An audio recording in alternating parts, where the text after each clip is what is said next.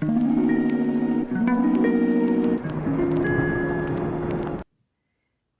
and welcome to my channel, Just Let Me Sew. My name is Tania and thank you so much for joining me. If you are a new viewer, thank you so much for coming along. And if you are a returning viewer, thank you so much for coming back. If you enjoy the video today, please do consider subscribing and liking my video because it really does help videos to get out there and to be pushed forward by YouTube. So first of all, today I wanted to talk to you about what I'm wearing, which is the M8240. I mentioned it in my previous vlog, and I'm just wearing it with a self-drafted black t-shirt. The weather in the UK, as last week, is really miserable. We've got a bit of a storm sweeping its way through the country, so it's very dark out there. It feels sort of like late afternoon time when it's only actually about 11 in the morning as I'm recording this. This week I have made a few purchases which I want to share with you. I have to admit, I hold my hands up, some of them are fabrics, and I've been trying really hard not to buy any more fabrics because, as you can see next to me, this is my fabric stash. There's quite a lot to be working my way through, but as an excuse, two of these fabrics are not for me, and I will show you them just next to me here. I bought them from First for Fabrics. As always, they came beautifully wrapped with a nice little note from Tamlin, so thank you very much for that. The first one is a lovely alpine fleece, so soft, and this is for my son. He announced last weekend that he didn't like any of his jumpers and he needed a new jumper for winter, so I said, would you like me to make you one? And he seemed quite keen on that, so I thought, right, great, I'll make you a jumper. So that's for him. And of course that meant I had to buy some for my daughter as well, and she's a real girly girl, anything pink for her. So I got her the pink version, which is beautiful, so lovely and soft. They're going to be super warm in those, so I will start sewing those up hopefully next week at some point. The third fabric that I bought from them was something that I have been thinking about for quite a long time. I have a pair of joggers from M&S. Which I will try and insert a picture of if I can find a picture, but I did buy them last year, and they are fantastic because they are joggers, but they seem sort of a bit more put together. They're in a lovely heavyweight navy ponte roma, and they have got ribbons down the side, one in green, one in black, and then a bit of white piping down the seam. Really, really lovely trousers, and I thought I would like to try and recreate the look. But I have been looking for ages to try and find a pattern that would help me do that, because the distinguishing feature of them is they have a pin tuck running down the centre of the front leg. Probably something that I could quite easily have a go at doing by myself, but I just sort of put it off and put it off. And then by chance one day on Instagram, I saw a lady posting a picture of some joggers that were spot on the pattern that I was looking for. I believe the lady's name is Sew It Emmy, or Sew Emmy. I'll link her down below. And the pattern that she had used was by a pattern company called Made for Mermaids, which is a new pattern company to me. I've never heard of them before. If you've heard of them and tried any of their patterns, do let me know in the comments below. And the pattern is called the Winnie Pants. And you can choose from a variety of waistbands. You can have like a drawstring or just without the drawstring, different lengths as well that you can go for. So I think I'm going to do them without the drawstring.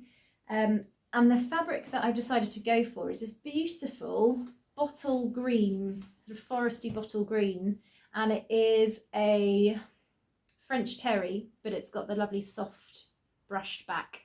I think they did still have quite a bit of this fabric in stock when I bought it just earlier in the week, and I will link it down below.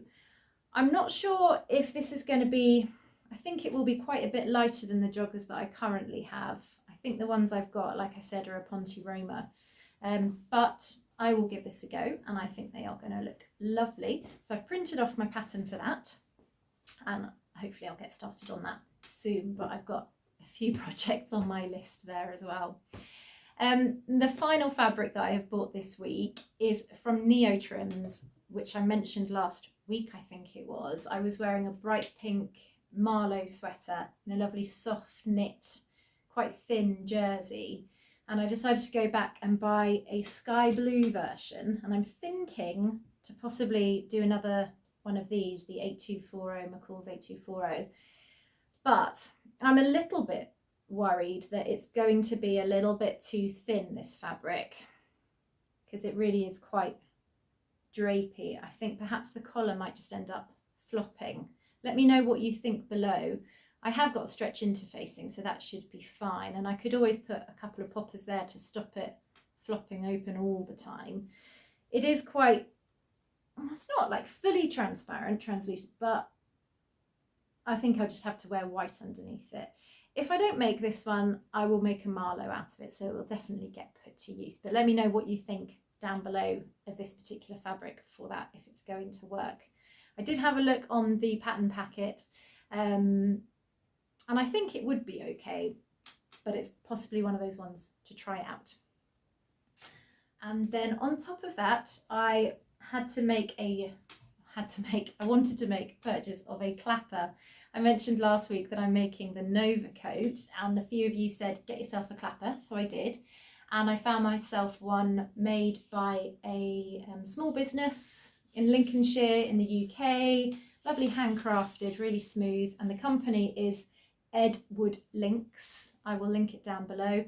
I just went for this type of clapper, not the one with the collar turner, because I just think that would be just what I need it for, really. I've got my seam guide that I use, my seam gauge, sorry, that I use for turning out points, so I don't think I really would have needed that, but this is lovely. It hasn't really been that helpful, however, with my Nova coat, because as I mentioned, it is a poly fabric, lovely soft furry fabric, but it just doesn't want to do what it's told. It's needed quite a lot of perseverance and pinning. Lovely soft fabric, but it's just, you know, I'm looking at it, it's behind me now on my ironing board, and where it's interfaced, you're meant to have pressed the interfacing edge over, and it's just lying flat open. Not to worry. And the last thing that I have bought is more of a practical purchase for sewing socials, and I picked this up in Lidl. I had seen it mentioned somewhere, and I didn't see it in my local Lidl, so I thought perhaps it was an out-of-date newsletter, or I just sort of misunderstood the dates.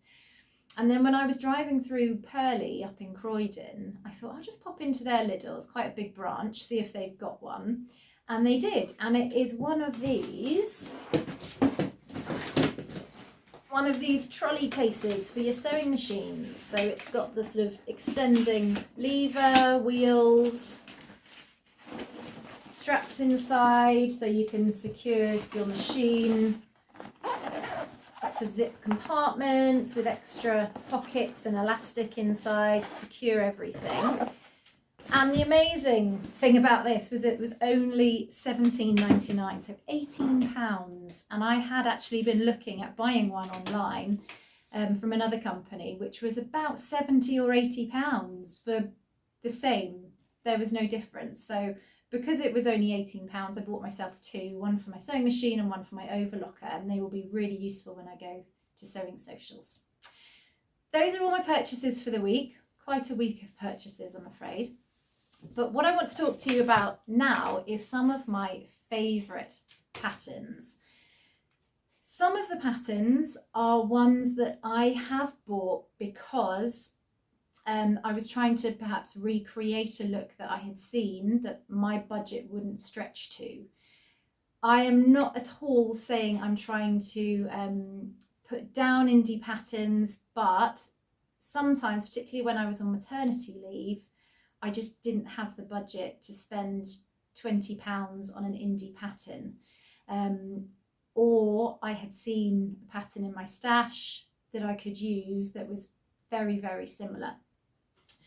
So the first pattern I'm going to show you, it's actually two, but they're pretty much the same. They're just, one is for wovens and one is for knits. So the first one is New Look 6533. Very well used pattern packet. You can see how much I've used it. and it's a tunic with a nice gathered panel. Also comes with leggings and different length variations. So I bought this, I think I got this during lockdown, so about 3 years ago, and it was to try and recreate the look of those sort of buffet dresses, I think they're called, which were really popular at the time. Things like Tilly and the Buttons indigo dress was one of them, similar to that, and there are other companies that have them as well. And the thing I thought would be nice about this was that it was for knits. This is actually quite a basic pattern that you could totally just draft yourself if you took a t-shirt and traced around it and then just add a rectangular panel, gather it, attach it to the bodice. That's pretty much all it is. So I made this up a few times. I don't have those anymore. I think I gifted them, just they sort of weren't really my style anymore. But when I was on maternity, they were so comfortable, really flattering as well. And then I also bought the woven version, which is by Quick Sew. Don't really see much of Quick Sew, but they are literally what they say on the tin, Quick Sew. So quite easy to do. And this one again was because I liked that look of the buffet dresses that were very popular a couple of years ago and still are really popular now. And as you can see, it's just got it's quite a wide neck there, and then gathered panel at the bottom, and then sleeves that you can either have just loose, sort of quite large fluted sleeves, or you can gather them with elastic. This version has got the cold shoulder. So I did a combination of the two where I just had the normal sleeve without the cold shoulder, but then just added elastic to it, and then the gathered panel. And I think I raised that neckline as well because it was a bit too wide for me. But just an example of how there are lots of similar patterns out there. And for me back then, my budget just didn't stretch to buying a pattern for £20 when if you catch one of these in one of the big 4 sales, you can get them half price for, you know, really quite good value. The next pattern for me that is one of my favourites is an example of how you can use eBay to find vintage second-hand patterns for a really good price. And it is this one, which is Simplicity pattern. This is 100% out of date because it dates back to 1982, I think. So I won't call it vintage because 1982 is not old. Simplicity 5448, and it comes with culottes, and you can do them as culottes, calf length, or you can do them as shorts, and also you can make it up as a skirt, and it comes with a woven blouse top as well with nice big poofy sleeves or sleeve cap. And I have got some of the pairs behind me that I have made, which I will show you. And I've made these up 3 times, and I'm definitely going to be making more. First ever pair I made was these. You can see how wide that leg is. They are so comfortable, fantastic. I really love culottes. You can wear them to work because they look sort of smart enough, but really comfortable. Got good pockets there, and it's an elasticated waistband. The next pair I made up was this navy pair in a viscose linen. Beautiful. I've had these for years, and they've held up really well. And then a lilac pair. Really, really good for the summer. And you can see on this pair a lot more the linen coming through. Super comfortable trousers there. The next pattern I'm going to show you is another vintage one, which I found on eBay again. Just lots of scrolling and searching, putting in different search terms, and eventually, you know, you can find a pattern that you are looking for. I think nowadays it is a lot harder to find those bargains because dressmaking is so much more popular than it was. But if you're lucky, you can still find some. And it is this one. It is a very easy vogue, and it was a Calvin Klein collaboration. So I bought this pattern because I really wanted just a simple V-neck blouse. Wanted to find something a little bit more on my budget back then. So I found this and I thought, well, I can definitely work with this. So what I decided to do was just raise the neckline a bit, because that was, I mean, that's getting close to her belly button, that one. So I raised the neckline, and then you have to just obviously do the same to the corresponding facing pieces inside. And I love this pattern. I still use it now. I think I probably had to widen it a little bit at the hips and possibly lengthen it as well. And I've brought down 3 of my makes of this to show you. The first one I'm going to show you is just pretty much as it is in the packet, apart from the neckline, which I raised, as you can see. This is in a beautiful viscose that I got from, I think it was from Sew Me Sunshine many years ago, so they definitely haven't got it in stock anymore, and it was a remnant piece, so it was quite good value. And then just with these little black buttons, and then the label Sewing Addict, which I think was from Abby makes when she had her shop, which she has now closed down. The second one I made was this one. Now this fabric I bought about 4 years ago, I think, and it was from Pound Fabrics. And it's a lovely viscose with these little hearts, but it's animal print. Again, raise the neckline, but the difference here, I added a peplum. And the reason I added the peplum was because I really liked the look of the chalk and notch fringe dress. But I thought, well, there's no point me buying a whole new pattern when I have a pattern in my stash that I could use to recreate the look, because the fringe dress you can have as the dress, but they also do, I think, a peplum version, a top blouse version like this. So I just added a panel, extended the button placket all the way down, and there you go. Again, I love that one, love it. And then I just copied the look again. I made it in this fabric, which was also from Pound Fabrics, again, many years ago, so it's definitely not in stock anymore. And I use these lovely little pearly plastic acrylic buttons there as well. This one, I made the peplum a little bit shorter. But again, yeah, just added a gathered panel, extended the button placket and the facing, and that was that. And I love them, really, really good. I wear them to work, you can wear them casually as well. Really useful pattern to have in my stash. The final 2 patterns that I want to show you are examples of how sometimes you will see a pattern that comes out and I think, I've got to have that. I don't have anything similar to it in my stash already. I just love it. And the first one is the Tilly and the Buttons Marnie blouse. A few people have mentioned on their vlogs that when it came out, they just weren't sure if it was for them. But for me, I loved it as soon as I saw it. I love the frills, the collar, the pin tucks.